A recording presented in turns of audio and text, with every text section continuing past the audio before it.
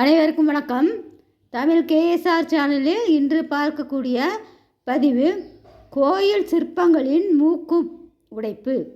அதாவது தமிழகத்தில் எண்ணற்ற புகழ்பெற்ற கோயில்கள் இருக்கின்றது. மகாபலிபுரம், தஞ்சை பெரிய கோயில், இப்படி எண்ணற்ற கோயில் இருக்குது. அந்த கோயில் கல்வெட்டின் மூலம் தமிழகத்தினுடைய வரலாற்றை நாம் பல செய்திகளை தெரிந்து கொள்ளலாம். இந்த மன்னர்களுடைய சிறப்பு, இலக்கிய செய்திகளை, பண்டைய வரலாறுகளை நமக்கு அறிய உதவும் சாசனங்கள் ஒன்று கல்வெட்டு. அந்த கல்வெட்டிலே இருக்கக்கூடிய செய்திகள் தான் இப்பொழுது இந்த பதிவில் நாம் பார்க்க போகிறோம். தமிழகத்தில் சமய பூசல்களின் போதும், பூசல்னா சண்டை, போரின் போதும் கோயில்களில் உள்ள இறை திருவுருவங்கள், இறைவனுடைய திருவுருவங்கள், மன்னர்களின் சிற்பங்கள் மற்றும் அழகிய பெண் சிற்பங்களின் மூக்கும் சிதைக்கப்பட்டுள்ளது.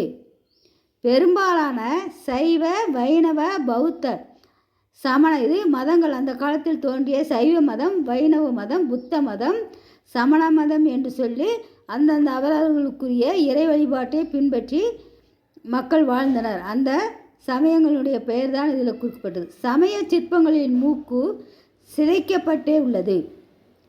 ஆரகலூர் புத்தர் பொன் பரப்பிலான வானகோவரையன் சிற்பங்களின் மூக்கும் சிதைக்கப்பட்டுள்ளது.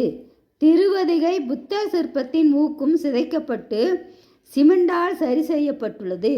இது போன்ற இந்த கோயில் சிற்பங்களுடைய மூக்குடைப்பு ஏன் நடந்தது என்று சொல்லக்கூடிய பகுதியை பற்றி அடுத்த பகுதியில் உங்களுக்கு தெளிவாக இதோடு இணைத்து தரப்படும். அந்த பகுதியை பாருங்கள். நன்றி, வணக்கம், வாழ்க வளமுடன். இதற்கு ஏதான ஒரு பண்டைய காரணங்கள் இருக்கும். அந்த காரணம் என்ன என்பது அடுத்த பதிவில் பார்ப்போம். நன்றி, வணக்கம்.